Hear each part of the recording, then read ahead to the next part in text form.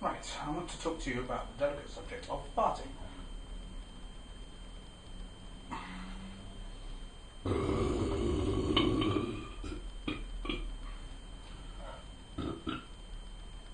Right, I want to talk to you about the delicate subject of wind and flatulence. Okay. Right, now, here is a rather too small and model of my colon. It consists of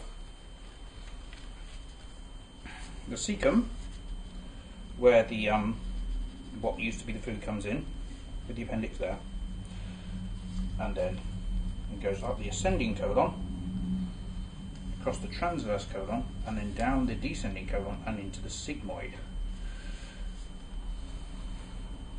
People are said to build up about 2 litres, I think it is, of flatulence a day under normal circumstances. Part of this is from eating and swallowing, eating too fast, so that's one thing you might want to think about. Another one is of over-breathing. Sometimes you go and they're sort of pulling air down into their stomach. Another thing, obviously, is the existence of various different foods in their diet, such as broccoli, cabbage, Brussels sprouts, pulses, onions, garlic, and so forth. Most of these contain carbohydrates which can't be broken down by the human digestive system and are therefore broken down by bacteria, or rather archaeons, in their digestive system to produce methane. Most of the fart actually consists of nitrogen and carbon dioxide with a bit of hydrogen mixed in on the whole. It is sometimes possible to light farts and sometimes not. I'm not going to do that. In terms of herbs, basically most of the herbs in which are added to food are actually carminative. That is, they expel gas from the intestines and they reduce it. Here's cinnamon, that cinnamon bark, cumin seeds,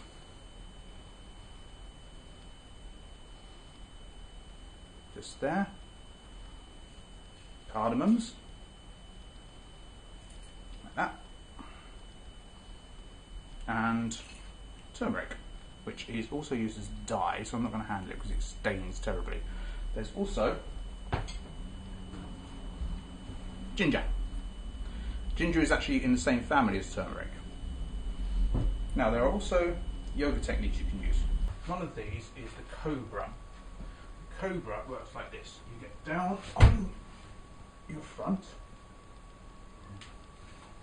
you get down in front, and you lift yourself up like that, thereby releasing some of the wind. Another approach is to go into the child, where you start in a kneeling position and then do that. Spread your arms out in front of you and raise your anus. And obviously another possibility is the shoulder stand, which works like this. Lie on your back. I think I'm probably invisible now. Like that. And expel it that way.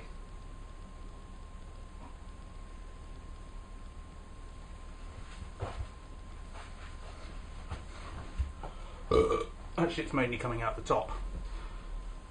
Right, so another thing you can do is the telephoning teenager posture, which is sort of like our date way of describing it now, where what you do is you lie on your front,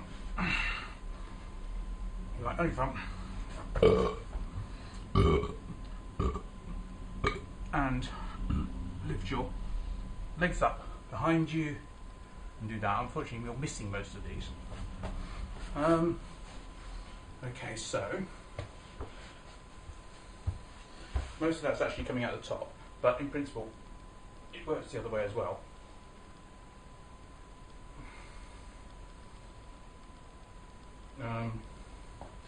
The other things you can do, obviously, are to include the herbs that I just showed you in your diet.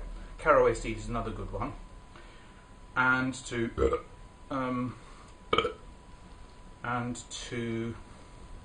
remove the offending ingredients from your diet, such as pulses, brassica, the alliums such as onions, garlic and so forth, without compromising your health. So you need nutrition or the pharmacological effect that you have those from other sources.